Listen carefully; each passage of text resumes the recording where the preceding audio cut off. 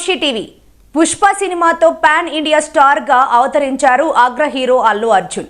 పుష్పరాజ్ పాత్ర దేశవ్యాప్తంగా mass youth ప్రేక్షకులకు బాగా చేరువైంది. దీంతో పుష్ప 2 చిత్రంపై అంచనాలు ఆకాశాన్ని అంటుతున్నాయి.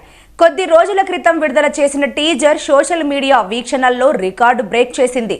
ఈ సినిమాపై నెలకొన్న హైప్ దృష్ట్యా థియేట్రికల్ ఓటీటీ బిజినెస్లు భారీ డీల్తో క్లోజ్ అయ్యాయని అంటున్నారు. 275 కోట్లకు డిజిటల్ హక్కులు అమ్ముడు పోయాయని వార్తలు వినిపిస్తున్నాయి. ఈ నేపథ్యంలో అల్లు అర్జున్ రెమ్యునరేషన్ గురించి కూడా ఓ ఆసక్తికరమైన వార్త బాలీవుడ్ సర్కిల్స్ లో వినిపిస్తుంది.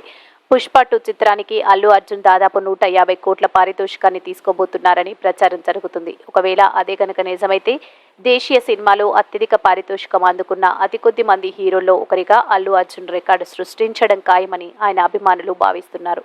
పుష్ప 2 చిత్రం స్వాతంత్ర దినోత్సవ కానుకగా ఆగస్టు 15 ప్రపంచవ్యాప్తంగా ప్రేక్షకుల ముందుకు రానుంది.